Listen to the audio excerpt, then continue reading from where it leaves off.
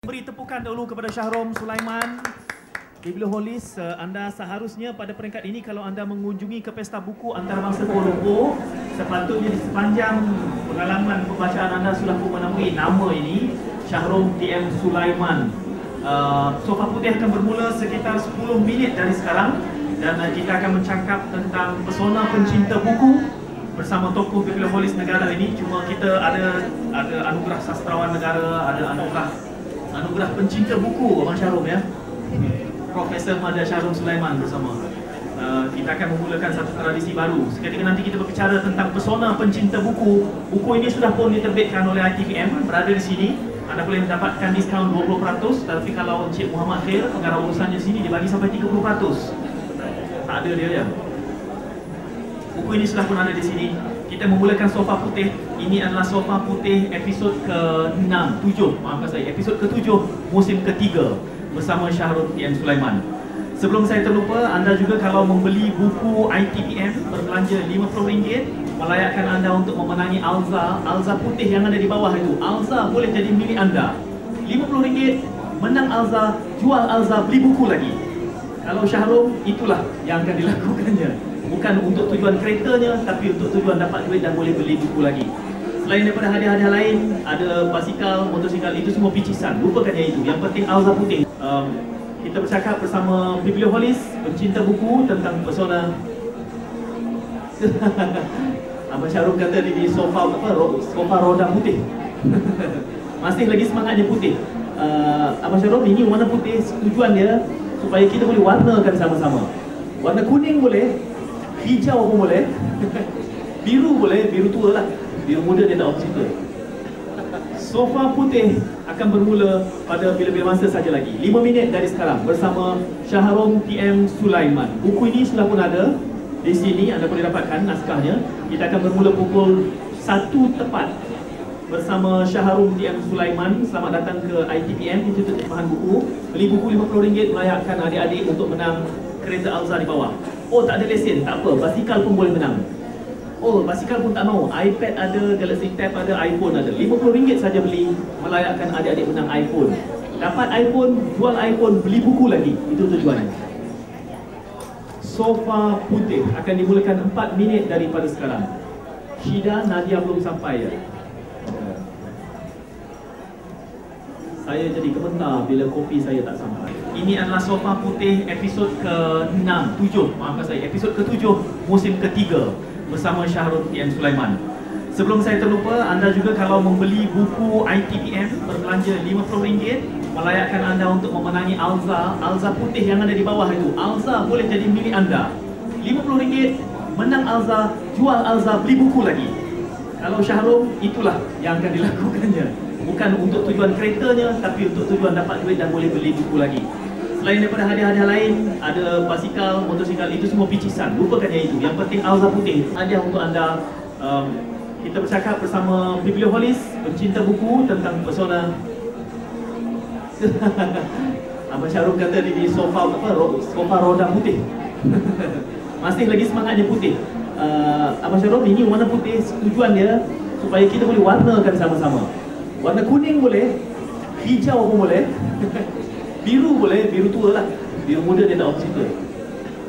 Sofa putih akan bermula pada bila-bila masa saja lagi, 5 minit dari sekarang bersama Syahrom TM Sulaiman. Buku ini sudah pun ada di sini, anda boleh dapatkan naskahnya. Kita akan bermula pukul 1 tepat bersama Syahrom TM Sulaiman. Selamat datang ke ITPM, Institut Terjemahan Buku. Beli buku RM50 melayakkan adik-adik untuk menang kereta Alza di bawah. Oh, tak ada lesen, tak apa, basikal pun boleh menang. Oh, basikal pun tak mau, iPad ada, Galaxy Tab ada, iPhone ada. RM50 saja beli, melayakkan adik-adik menang iPhone. Dapat iPhone, jual iPhone, beli buku lagi. Itu tujuannya. Beli buku ITPM, RM50, kongsi kawan-kawan, boleh menang Alza. Alza putih ada bawah tu kan? I macam boleh bawa, tak apa dek. Sebabnya abang nak bagi tahu. Menang Alza, jual Alza, beli buku.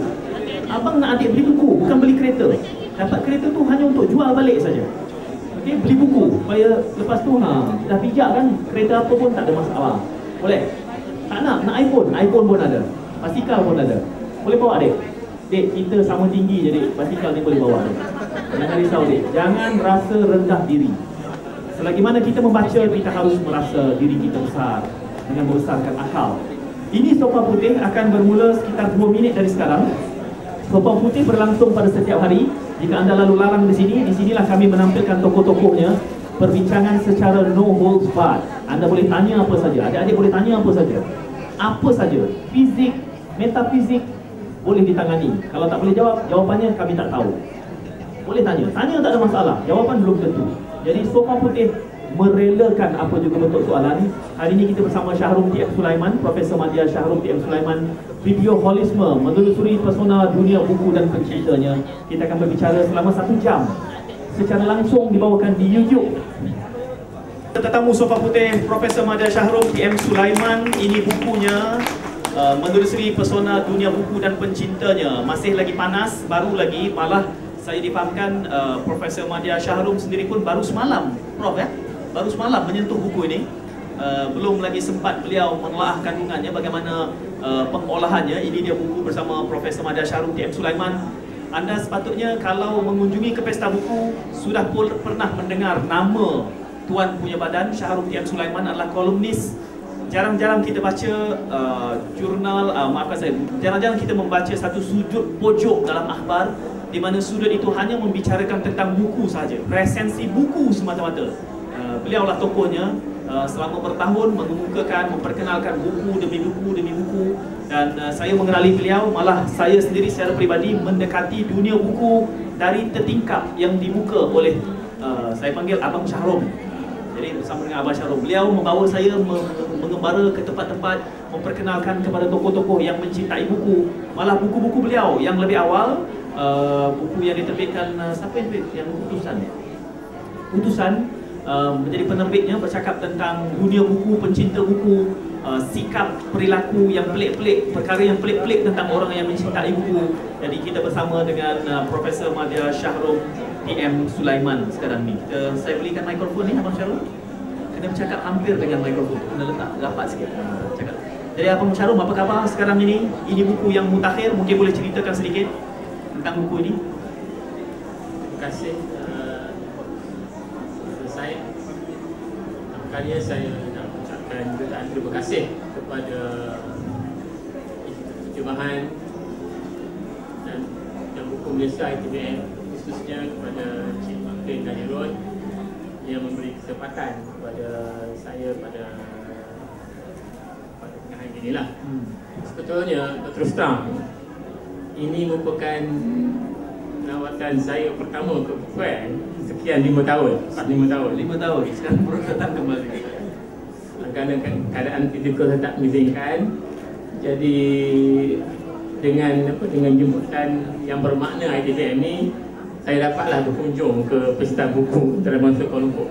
Lepas 5 years absent daripada tahun 2007 saya rasa lah. Dan buku yang diterbitkan oleh ITBM ini sebetulnya buku saya yang ke-16. Buku yang ke-16. Dan saya mengucapkan jutaan terima kasih kepada ITBM kerana sudi menerbitkan buku saya, Biblioholism inilah. Dan saya kira buku Biblioholism, menelusuri pesona dunia buku dan pencinta ini, merupakan klimaks kepada gagasan biblioholism yang selama ini saya cuba tengahkanlah. Dalam arti kata mengajak para khalayak, khususnya para pencinta buku, untuk memahami, mendekati dan mengenali variasi keunikan, pesona, kepelikan dunia buku yang kita kenal sebagai biblioholism.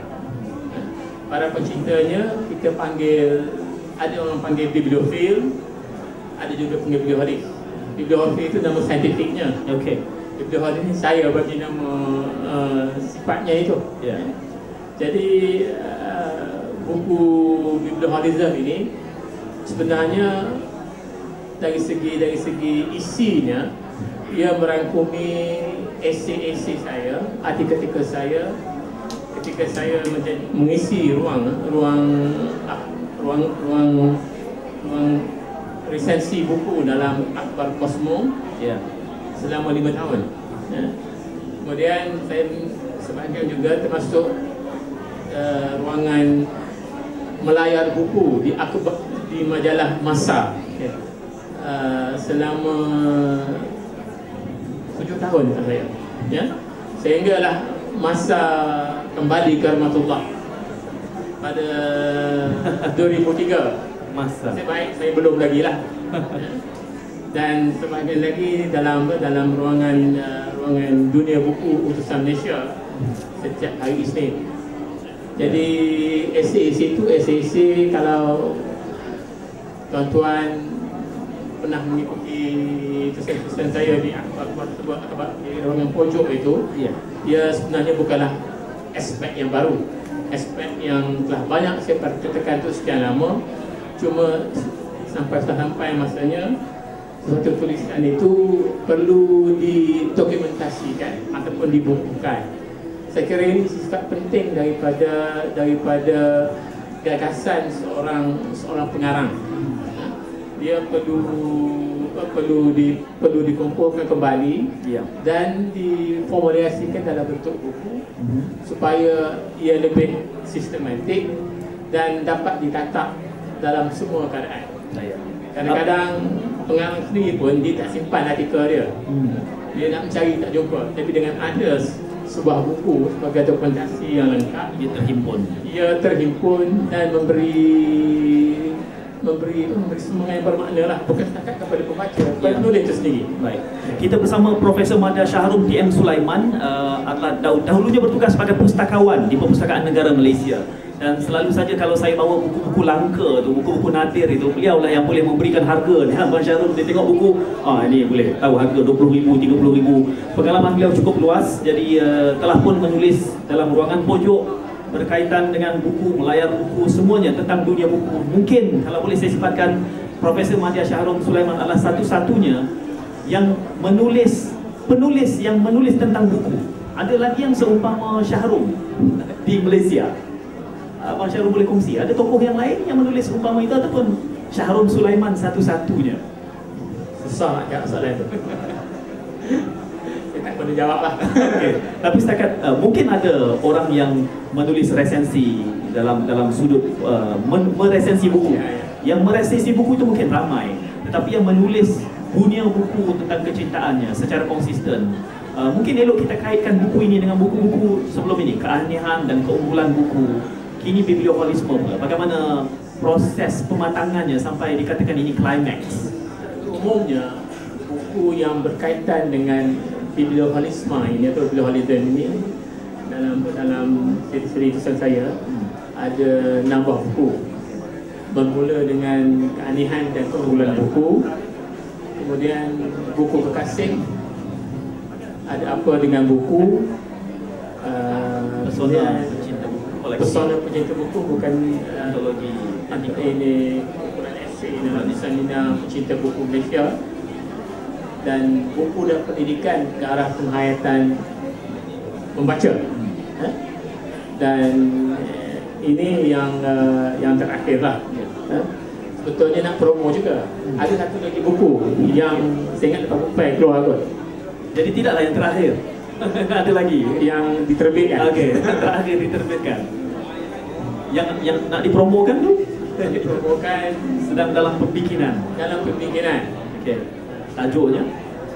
Tajuknya Pesona Buku. Ada lagi. Melayari pesona buku, melayari keindahan, melayari keunikan, keunikan, keanehan dan kehebatan buku. Dalam pengalaman Abang Shahrom sudah 6 buku menangani tentang dunia buku. Jadi bagaimana genre kandungannya itu dimatangkan dan dibezakan di antara yang pertama, kedua sampai yang ke-6 itu? Apa bezanya? Cuma yang terbaru ni, biblioholism ini, dia banyak bercerita tentang pecinta buku, travelogue pecinta buku, dan secara khusus menjelaskan apa yang dikatakan biblioholism. Buku-buku dahulu itu secara umum, cuma yang terakhir ini lebih fokus lah. Ya. Kalau anda sempat menjamah buku ini, ada di sini bukunya, terbitan ITBM, bahagian pertama buku dan daya pikatnya, kemudian bahagian kedua biblioholisme, mengenal dunia pencinta buku, ketiga travelog pencinta buku, dan yang keempat sisi aneh dunia buku. Sebahagiannya mungkin anda pernah baca di dalam buku-buku terawal kupasannya, tetapi ini adalah merupakan dianggap sebagai climax. Mengapa dianggap sebagai climax? Di mana climax? Climaxnya kerana dia cuba menjelaskan gagasan biblioholism secara lebih teratur dan sistematik. Ya. Saya cuba memperkenalkan istilah biblioholism di TV.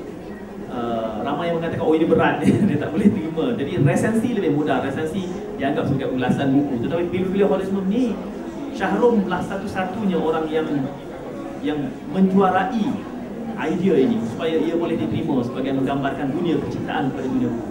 Mungkin itu kita ulaskan biblioholism. Biblioholism ini dia bukan sekadar resensi buku, tapi ingin melihat buku dan dunianya dari segala macam aspek, estetikanya, keseniannya, kehalusannya, keindahannya, dan tentu sekali pesonanya. Dan dalam keunikan pesona ini biblioholism itu, dia tergambar sifat-sifat dalam bahasa yang agak kasar atau melampau, ekstrim. Kalau dia beli buku, dia luar biasa gilanya beli buku. Kalau dia mengumpul buku, luar biasa mengumpul bukunya. Semuanya luar biasa. Sehingga aspek-aspek yang ekstrim ini ataupun kecenderungan yang melampau berlebihan ini kadang-kadang memberi kesan yang agak negatif juga. Kalau kita lihat dalam peradaban, dalam sejarah peradaban Islam, pernah ada seorang ulama nama Al-Amawi, bukan Mawi, Al-Amawi. Al-Amawi ini memang sifat orang Arabnya, dia mencintai buku luar biasa ya. Tetapi yang agak unik Al-Amawi ini, kecintaannya luar biasa itu sehingga membuat isterinya cemburu. Isteri cemburu kepada buku kerana suaminya mencintai buku. Lebih daripada pencintaan isterinya. Dan isteri dia kata, nasib baik buku ni bukan bernyawa lah. Kalau tidak selama dibunuh ni. Kena bakar. Itu realiti biblioholism. Dan actually biblioholism ini sebenarnya satu persona yang tersendiri lah. Kalau orang itu tak masuk dalam dunia, dia tak dapat nak gambarkan tentang kepelikan, persona, keunikan dunia biblioholism ini. Dia bukan sekadar pembaca biasa. Dia lahap membaca. Lahap baca. Apa saja di tangannya itu menjadi bahan bacaannya. Jadi luar biasa lahapnya, sehingga kan orang sering menggunakan konotasi yang negatif terhadap bookworms, ulat buku. Sebenarnya bookworm, ulat buku ni atau kutu buku dalam Indonesia, sebenarnya ini satu gambaran yang cukup negatif. Orang yang nak baca buku, ulat buku. Nah, ini satu penjenamaan yang salah. Sebenarnya seorang bibliofil atau biblioholis ialah orang yang cukup menghargai masa. Menghargai masa. Di mana saja, sama ada dia berkembara ke, menaik kapal terbang ke kenderaan awam lain, itu buku itu menjadi pendamping yang paling setia. Kalau 2 jam perjalanan, 2 jam kita nak flight, kita tak terasa masa itu berjalan terlalu pantas. Dan ini satu persona yang tersendiri. Satu persona sendiri yang memanglah orang kata apa dia ni, tak campur sama orang. Selalu gambaran-gambaran yang negatif dibagikan, orang tak campur orang. ini book lovers ataupun dalam bahasa yang negatif yang guna guna buku ni, orang yang tak campur orang, anti social sebagainya. Jadi satu gambaran yang negatif. Yang negatif. Dan saya melihat bahawa kempen-kempen terakhir daripada segala macam budaya baca yang kita buat di negara kita ini, dia mesti melahirkan pecinta buku. Kalau tidak, kita akan melahir pembaca biasa. Pembaca biasa. Kita melahir orang yang bukan setakat menyokong, membeli, tapi orang yang appreciate buku dan peranannya. Kerana bila kita cakap tentang dunia buku ni, kita bukan cakap dunia buku bersih semata-mata. Dia kata tadi ya, kita sebenarnya bercakap tentang suatu pembinaan tamadun tinggi. Orang yang baca ini merupakan manifestasi daripada budaya tinggi, highly cultured person. Rakyat negara kita dalam dasar pendidikan negara pun, salah satu tujuan utama pengajian tinggi maupun di peringkat sekolah rendah, kita nak lahirkan pelajar dan mahasiswa yang kritikal, yang berfikiran kritikal, kritis. Walaupun tujuan kita, dia tak mungkin capai kalau seseorang itu bukan pembaca luar biasa. Dia akan sampai ke tahap kritikal, kritis, analitikal sebagainya, tapi bukan tahap biasa Tanpa membaca. Saya ingin relate pengalaman peribadi saya bersama dengan Abang Syahrom. Kita bersama dengan Profesor Madya Syahrom TM Sulaiman menulis buku ini, Biblioholisme. Sudah boleh dapat sini. Untuk adik-adik yang baru sampai, Biblioholisme itu artinya kecintaan terhadap buku. Orang yang cinta buku dipanggil bibliofil ataupun biblioholis. Dan ini adalah tokoh biblioholis. Kerana secara peribadi saya bersama dengan Abang Syahrom sendiri berkelana ke beberapa tempat, ke pesta buku bahkan. Dan saya rasa saya ambil banyak buku dah. Rupanya Abang Syahrom dia ambil 6 kali ganda lagi banyak. Saya dok kira, aku ambil 12, dia ambil 36 buku. Akhirnya balik ke Malaysia, kita kena access baggage. Itu adalah manifestasi. Dan yang saya ingin explore, yang ingin saya teroka Abang Syahrom ya, kepada dunia seorang yang mengatakan dirinya biblioholis, bahkan bibliofil itu. Saya pernah mendengar Abang Syahrom menceritakan betapa romantiknya hubungan intim antara biblioholis dengan bukunya. Jadi sebagai seorang bibliofil, bagaimana Abang Syahrom mendekati buku? Estetiknya itu tadi. Kerana di kaca mata kami yang sekadar membaca mediocre ini, kita membaca kerana intinya. Tetapi Syahrom Sulaiman mendekati buku itu dari sisi mananya? Mungkin boleh dikongsikan dengan hadir. Beginilah. Susah nak ceritakan. Saya menganggap buku ni bawah sikit lah isteri lah. Bawah sikit. Kalau anggap isteri kan Kasal tak ada. Kasal tak ada sini. Mungkin si saya. Dia tapi satu aspek estetika yang saya cukup terkesan di hati apabila saya, kalau misalnya di library saya melalui rak buku. Misalnya kita pergi satu subjek ekonomi ke filosofi. Jadi membelik-belik buku dari satu rak ke rak, satu kenikmatan yang luar biasa. Sebab apa? Sebab kita bukan menghadap satu makhluk biasa. Kita menghadap satu makhluk yang selama kini tidak pernah jemu membijaksanakan manusia. Mana lagi tempat kita nak berjumpa dengan Einstein? Mana lagi tempat nak jumpa Al-Ghazali? Mana lagi tempat kita nak jumpa pemikir-pemikir hebat, orang-orang besar dalam sejarah, kalau bukan di library, dan kalau bukan di dalam gagasan dilontarkan dalam bentuk buku. Dan suatu nikmat yang tersendiri. Mereka mungkin mati meninggalkan kita, tapi pemikirannya, gagasannya, visinya terus hidup.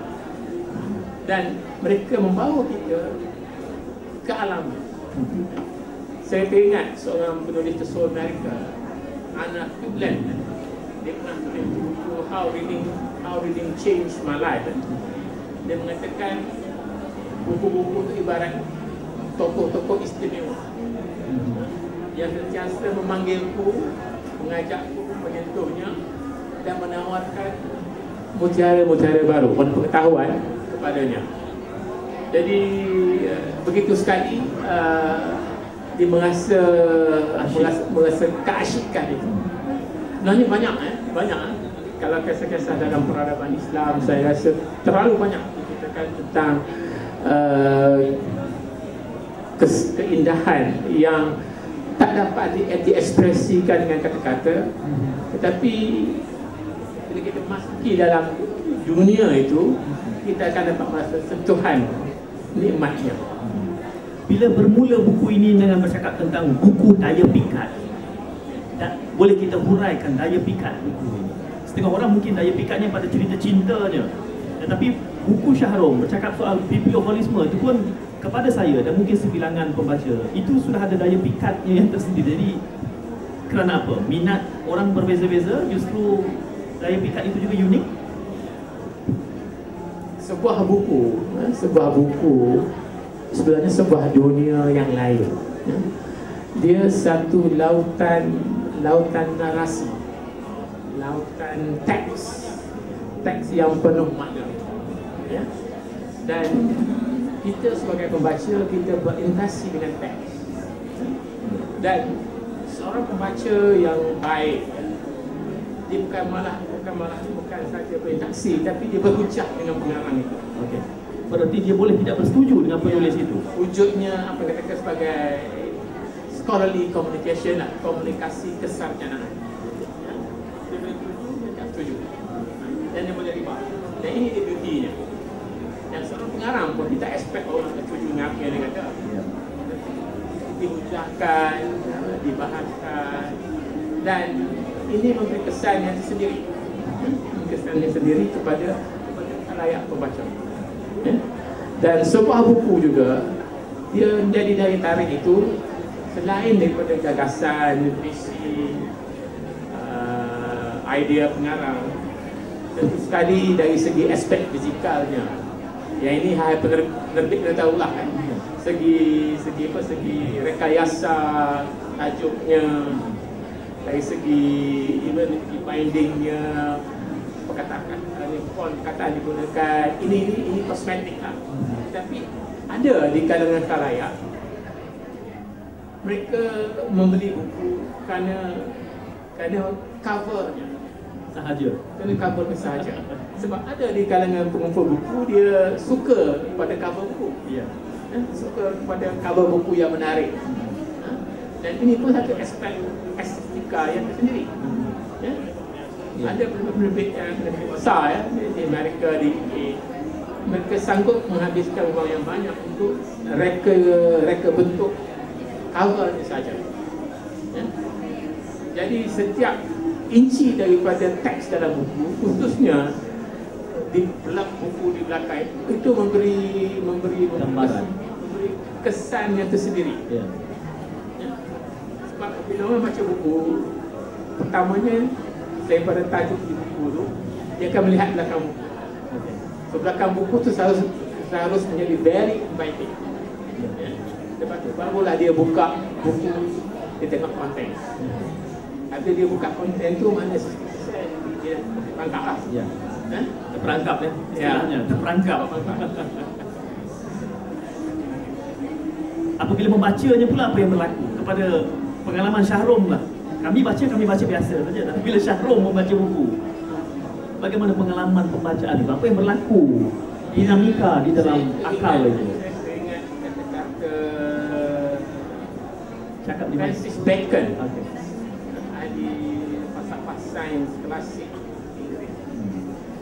Dia keluar lah, saya ingat English. Apa Syahrom kena bercakap dengan mikrofon itu? Tak tenggelam timbul.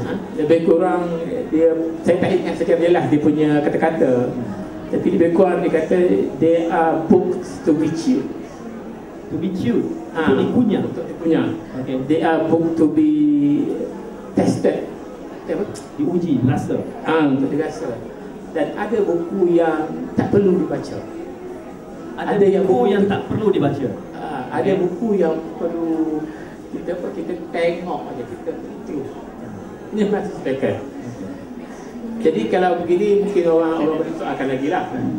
Sebenarnya apabila kita maknanya dah masuklah dunia bilik hobis ni, dengan sendirinya kita akan dengan sendirilah akan ada sifat penyaringan.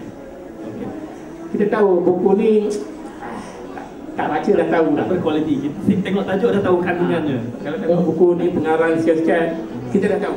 Okey. Kita dah tahu pengarang ni nothing to offer. Nothing to offer Ada lah. apa yang ditawarkan. Ada buku yang memang kita perlu baca habis.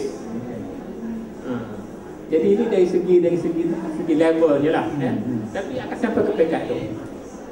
Kalau kita dah melalui proses yang apa yang diistilahkan dalam biblioholism ini. Bercakap soal tokoh-tokoh ini, dalam buku ini ada disenaraikan sebahagian tokoh. Sebahagiannya rakan peribadi kita juga. Saya mengunjungi ke rumah mereka, malah rumah Abang Syahrum sendiri. Rumah Datuk Jaafar Rahim misalnya. Bilik dia, bukunya daripada lantai sampai ke shilling. Jadi nak ambil buku tu, saya kata, Abang Jaafar, mana buku ini? Dia akan menjelit-jelit. Dia boleh tahu buku dia di mana, walaupun dalam keadaan buku tu tak tersusun. Apakah ini realiti seorang biblioholis? Kerangka Ya. Seorang bibliofil, dia tahu dekat mana buku simpan. Isterinya mungkin tak tahu, anaknya dekat mana. Jadi isteri jangan sentuh buku abang ya. Dia sendiri tahu buku tu kat mana. Walaupun tempat yang paling sulit pun dia boleh tahu. Dia boleh cari. Ini natural. Natural yang ada tadi keterikatan, strongly emotional attachment kepada buku. Dan sebenarnya bukan perkara baru. Rupanya kalau ikut dalam sejarah peradaban dan Cina pun, semua tukang sama yang macam ni perangai. Itulah perangai dia. Itu perangai. Kepada Abang Syahrum sendiri tadi menyebutkan setengah buku hanya untuk di flip through, setengahnya harus dikunyah, dihadam dan mungkin di-digest di dalam mata kepala kita. Saya tahu Abang Syahrum membaca begitu sekian banyak buku. Mungkin antara yang sempat dikongsikan buku yang tak boleh tidak kena hadam ni. Muka depan sampai blurb kena baca setiap patah ni. Ada buku yang sebegitu? Pasti ada. Mungkin elok kita kongsi satu dua. Banyak, jangan sebut banyak sangat, kami tak terikut. Sebut satu dua cukup. Ada satu buku ni sebenarnya tesis PhD. Allahyarham, dia pernah meninggal pun, yang Profesor Dr. Ahmad Shalabi. Ahmad Shalabi, dia meninggal quite some time ago lah. Dia tesisnya itu tadi diterjemahkan kepada bahasa Inggeris. History of Muslims Education. Kemudiannya diterjemahkan dalam bahasa Malaysia oleh Pustaka Nasional pada sejarah pendidikan Islam. Saya kira buku ini banyak memberi perspektif tentang apa yang dikatakan seorang pencipta ilmu lah. Dia bercerita tentang nilai buku, nilai pustakawan dan banyak cerita-cerita yang akhirnya saya pun banyak memetik daripada buku ini. Ini buku klasik ini. Itu antaranya. Kemudian buku yang lain tu ada buku kalau Inggerisnya buku Nicholas Babin.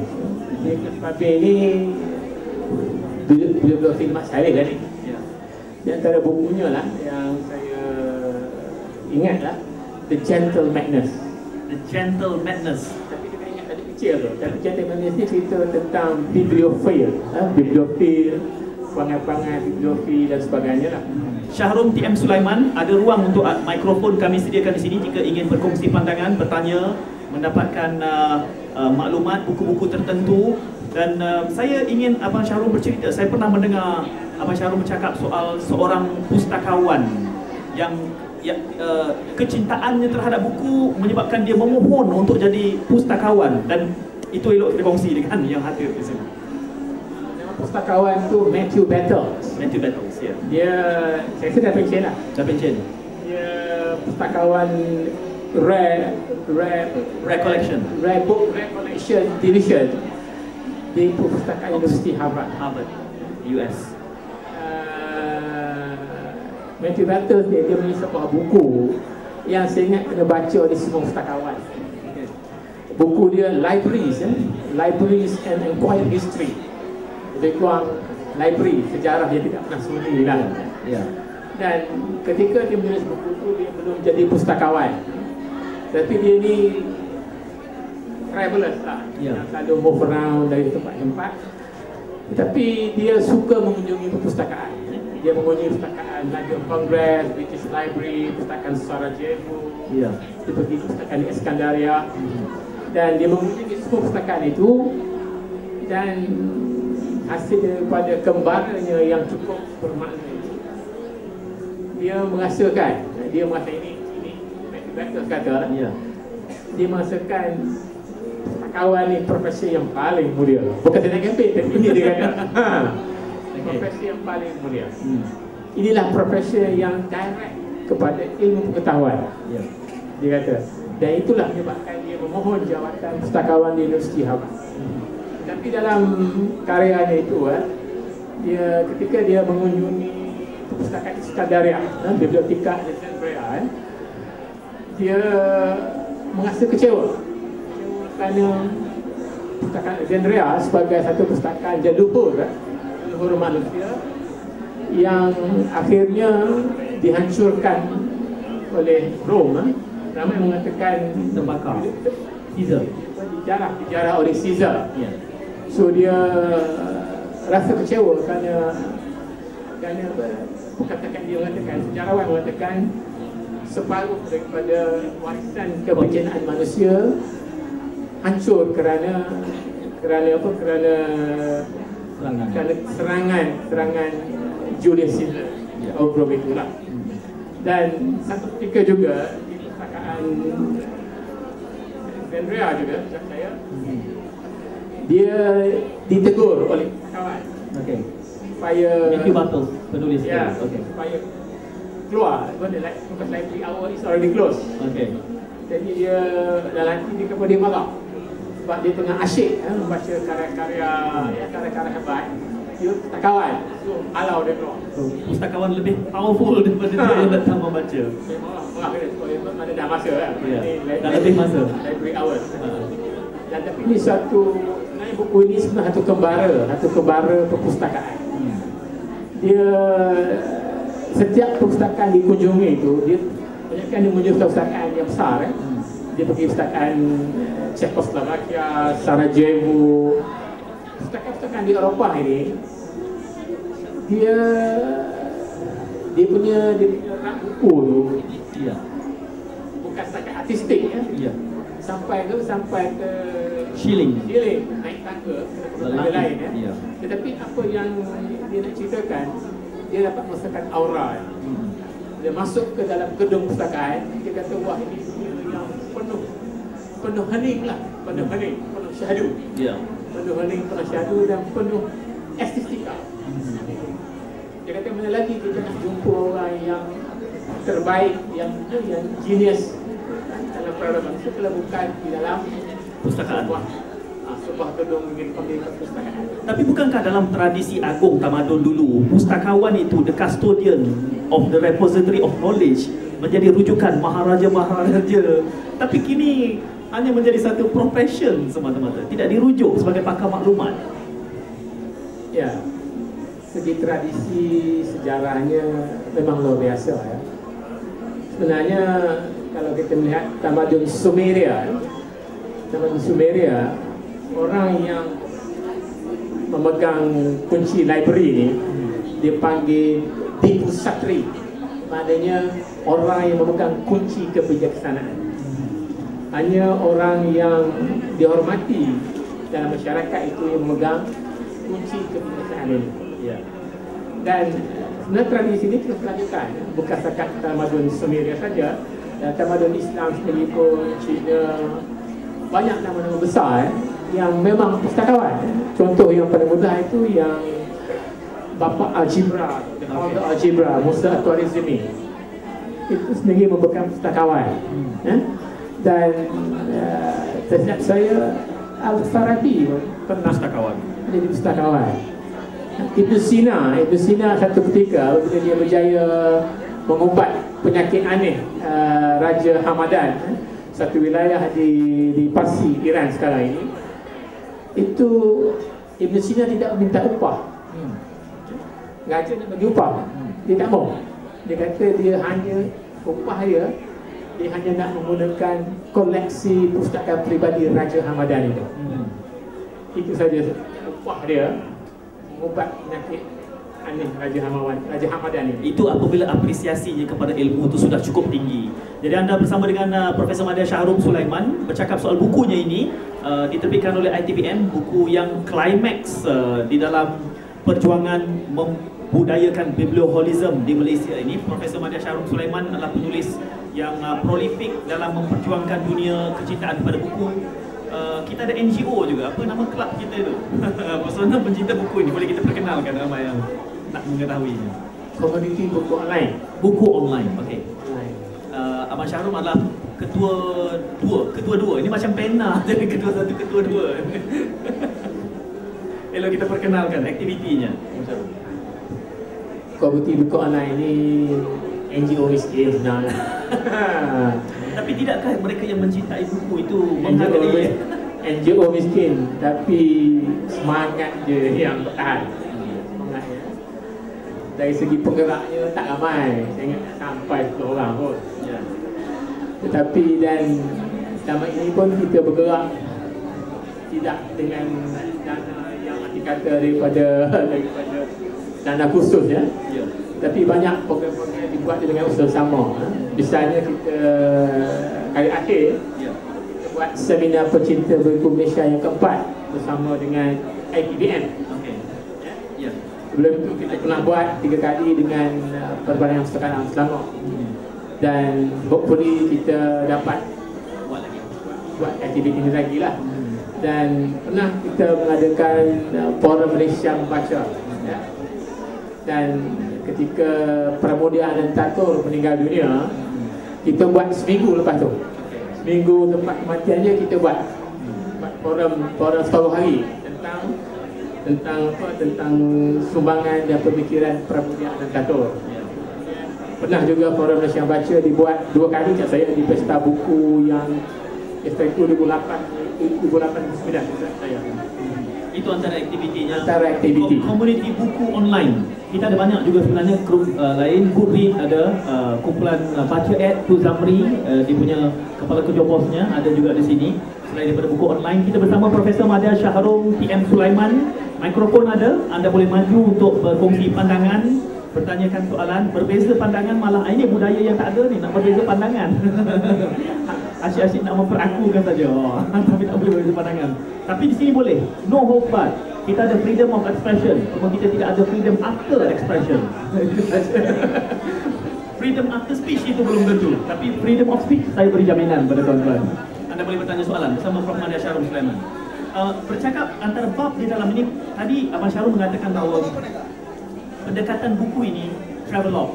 Ada nama-nama ni yang diperkenalkan di situ. Wan Sawir, Jaafar Rahim, Tengku Abdullah. Mungkin elok kita singkap satu-satu tokoh ini. Salah seorang yang memang rapat dengan saya lah Datuk Jaafar Abdul Rahim. Datuk Abdul Rahim ini saya mulai kenal dia tahun 1993 dalam satu seminar yang dianjurkan oleh ISTAD. Ketika ISTAD atau Institut Antarabangsa Pendidikan Islam di bawah Raja Profesor Syed Muhammad Najib Alatas baru ditubuhkan. Jadi dia buat seminar lah, launching seminar lah. Jadi pengenalan saya bermula di situlah. Saya lihat kegarahan dia menyebut buku-buku. Buku-buku dan insting saya, dalaman saya mengatakan, wah dia boleh buat kawan ni. Boleh buat kawan, boleh buat bersembang. Ketika itu saya bertugas di Pustakaan Negara Malaysia. Dan daripada situ saya rasa persahabatan itu kekal hingga hari ini. Sehingga ke hari ini. Cuma yang menarik Datuk Jaafar Rahim ini, dia pernah beritahu saya, dia ada diplomat. dia dapat degree pun dah lewat. Dapat ijazah pun dah lewat. Itu pun kelas jarak jauh dengan USM. Tetapi kecintaannya, minatnya kepada buku tu luar biasa. Sehingga kan para akademia, profesor pun tanya buku-buku baru pun tanya dengan dia. Ya? Satu pengiktirafan, walaupun dari segi penulisannya mungkin tidak sebegitu, tapi ini luar biasa. Ya? Dan saya biasa beli buku sama dia. Saya dapat tahulah kerakusannya beli buku. Kalau dia nak beli buku tu harganya mahal, dan kociknya haus hari tu. Dan kalau buku tu ada satu kopi, dia akan buat satu perkara yang biasa dibuat oleh David. Dia akan sorok buku tu supaya orang tak boleh beli.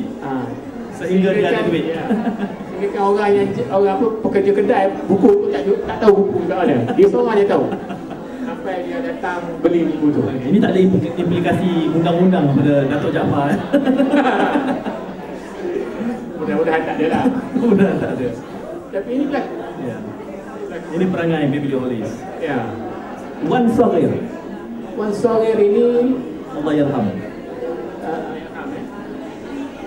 Saya mengenali dia ketika dia menjadi macam pembekal manuskrip yang berkenaan di Perpustakaan Negara. Ketika itu saya tugaskan negara, dan saya melihat Wan Saghir ini, dia juga seperti Jaafar Rahim, Datuk Jaafar. Dia tak ada mengaji tinggi-tinggi pun, setakat pesantren aja. Tetapi autoritinya, knowledge-nya tentang manuskrip Melayu, khususnya ulama Melayu, itu luar biasa. Luar biasa. Dan dia menumpukan hidupnya, seluruh hidupnya itu, separuh hidup usianya itu untuk mencari mutiara-mutiara dalam manuskrip lama. Dan kalau kita lihat dalam pengkajian manuskrip Melayu pada Melayu khususnya di Asia Tenggara, itu Wan Saghir itu dirujuk oleh para orientalis, dirujuk oleh pakar-pakar manuskrip negara Eropah. Cuma kita saja yang tidak tahu. Ini menunjukkan kebiasaan. Dia passion manuskrip. Saya pernah mengunjungi rumah dia di Taman Malewar, Gombak. Ya, saya melihat rumahnya cukup sederhana. Tetapi kitab manuskripnya itu luar biasa. Kalau bersidang dengan dia, berjumpa ataupun bersembang dengan dialog, wah itu lautan keluasan ilmunya. Ya, kita akan merasa banyak benda dia tahu. Dan ini hikmatnya baca buku Ya. Maknanya lagi banyak kita baca malam kita tahu. Kat baca, tengok itu cerita lain. Daripada ditengahnya dalam komputer dengan saya berpeluh baca dengan mereka dalam komputer. Saya kira ini penting. Kadang-kadang simbolisme ini memberi arti yang tersendiri, kesan psikologi yang besar tersendiri. Dan aktiviti ini perlu tempat yang lain di komputer dan sebagainya lah, public spaces sebagainya. Maknanya momentum tu harus kekal, harus ada. Dan semuanya ini saya rasa dibuat kerana kegigihan Zamri yang melihat perlu satu simbolik kepada pengangkutan. Why not kita spend time dalam komputer sampai kita baca buku. Dan fenomena biasa kalau di Jepun, negeri lain kan. Di Jepun kalau orang tak baca buku, sekarang dah tengok gadget orang berpelik. Jadi why not seperti ini kita hidupkan di negara kita. Saya sengaja memprovokasi tuan punya badan ada di sini, Zamri dan teman-temannya ada di sini, tapi dia tak mau approach pada mikrofon. 2-3 kali saya provoke, tak datang juga. Kita bersama Profesor Madya Shahrom Sulaiman, Encik Khair pun ada di situ, bersembunyi di sebalik banting. Dan saya selalu sebut ini, kadang-kadang saya tak mau mengulang, tetapi khalayak saya ada kalanya berrealistik, termasuk dalam konteks memperkenalkan buku. Perdana Menteri sebut Blue Ocean Strategy saja berderet beratur nak beli, walaupun dia tak baca sebab dia nak letak dekat rak dia. Perdana Menteri sebut, jadi dia nampak dia. Encik Khair sebut dia tak jadi apa. Saya sebut tak jadi apa. Perdana Menteri sebut Blue Ocean, semua orang terpaksa baca. Kenapa kita selemah itu? Semuanya harus feudalistik sifatnya. Di mana kunci kelemahannya? Ya, kalau bercakap panjang segi tradisi sejarah Melayu pun Begitulah. feudalistik ni bukan benda baru. Islam Paramaiswara, Islamlah satu Melaka. Benda lama lah. Tadi muncul juga PM sebut. Muncul, betul. Bagi saya, biarlah PM sebut tiap-tiap minggu. Jadi semua pengarah-pengarah dia terpaksa membaca buku. Ini important orang besar sebut lah. Ya. Tidak baca soal lain. Tapi sebut tu betul. Betul. Saya teringat ungkapan argumentum ad vericandium. He who speak is more important than what he says. Jadi apa yang kita sebut mungkin tidak berbekas, tapi Perdana Menteri sebut sekali, semua orang akan baca. Satu lagi aspek lah saya ingat menarik juga tentang buku ni. Saya tak ingat siapa, tapi dia pernah kata lah, you are what you read. Okay, garbage in, garbage out lah ni. You are what you write. Ya. Maknanya sebenarnya buku itu menggambarkan diri kita. Ya. Kalau kita lihat koleksi buku-buku yang ada oleh Ampunya koleksi lah, sebenarnya koleksi itu menggambarkan perjalanan hidup dia. Sebab dia akan beli buku yang dia minat, Ya, betul. dia sukai, yang dia geluti. Jadi tanpa berjumpa dengan orang tu, by look at the collection, Ya, kita tahu orang ni macam mana. betul. Ini kita tengok jelas kan, Ya. pengalaman saya dengan kawan ni lah, dengan beberapa kawan, Ya. saya dapat lihat kebenaran aspek ini lah. Ya. Justru itu pentingnya koleksi pribadi. Ramai orang tak tahu koleksi pribadi ada di perpustakaan negara, di perpustakaan pribadi. Saya baru balik ke Baru Buku, perpustakaan Az-Zahra, private. Ada koleksi pribadi Yaakob Zaki. Itu semua penting dan itu seperti yang Prof Madia sebut, menggambarkan citra pemilik dan pembacanya. Ada soalan silakan. Ini minit-minit, ini waktu kecederaan sudah ni. Nama saya Ainul Muayyana. Okey. Soalan pertama sebagai saya baca di buku ni mengatakan bahawa Encik Syahrul ada seorang pengulas buku. Jadi sebagai orang yang ingin membeli buku, biasanya kita akan lihat pada ulasan buku tersebut. Secara pribadi, pernahkah sebuah ulasan itu dibuat untuk mempromosikan buku tersebut? Wahai buku tu Negative promotion lah. Kenapa tak bagi negative promotion? Kenapa adakah tidak perlu beri negative promotion atau perlu beri ulasan yang betul-betul jujur? Sebab kadang-kadang kita ni bila terpengaruh dengan ulasan, kita membaca dan kita kecewa ulasan tu, jadi kita macam kurang percaya kepada ulasan buku di mana kepentingan sebuah ulasan buku. Kemudian saya membaca juga di biblioholism ni ada soalan kedua. Biblioholism ni ada soal buku dan juga gaya hidup. Sebab saya selalu membawa kawan-kawan saya pergi kedai buku dan mereka seperti traumatik, macam takutnya nak pergi kedai buku ni. Tapi bila ada kedai buku dan kafe seperti di Kinokuniya, di MPH, dia jadi seolah-olah jadi satu pleasure. Kita boleh duduk dan minum di sebuah kedai buku. Di masa akan datang, apakah pendapat seorang biblioholism tentang bagaimana dia mahu sebuah kedai buku itu mempersembahkan kepada pembeli buku? Adakah mahu sebagai kedai buku yang kalau tak boleh membaca, sebab kalau kedai buku yang kecil dia tidak benarkan kita membaca, kita kena beli baru boleh membaca. Tapi sebagai seorang kita suka nak beli daripada depan ke belakang untuk membaca. Perpustakaan tu benarkan saja kita bawa kopi masuk. Seharusnya, sebab kita membaca buku, kopi tidak boleh dipisahkan. Seperti membaca buku tanpa kopi seperti Di UK ada kedai buku yang menawarkan bed and breakfast. Jadi bagaimana pendapat di Malaysia ini sebuah kedai buku dan juga tentang ulasan buku? Terima kasih. Sebenarnya kedai buku di Malaysia ni dah jauh berubah. Betul. Dah jauh daripada kalau dulu saya ingat lagi buku itu dicampur dengan plastik. Tuntas. Kalau buku tu koyak dan dia consider kena beli. Jadi dan saya ingat ini trend di mana-mana saja ya. Kedai buku perlu selesa. Perlu selesa. Misalnya ada kafe dan sebagainya. Maknanya kita kena mengajak aktiviti baca buku ni dengan penuh keselesaan, comfort, penuh selesa, supaya orang tak jadikan tidak menjadikan buku yang memboringkan lah. Kalau kedai-kedai buku yang besar misalnya, even di Indonesia misalnya, kedai media di Surabaya itu hebat sekali. Kedai buku tu siap ada muzik klasik lagi. Dengar sentuhan muzik klasik. Tak adalah dengar lagu rock kan. Nanti kalau dengar lagu rock kan lain macam punya. Ada klasik. Ini menggambarkan keharmonian di antara buku dengan muzik sebetulnya. Dan ini pemandangan biasa kalau di perpustakaan di Cordoba ketika dulu orang mendengar desirat air melalui tepian di library itu dan mendengar muzik-muzik yang indah, ya, nak menggambarkan keharmonian buku.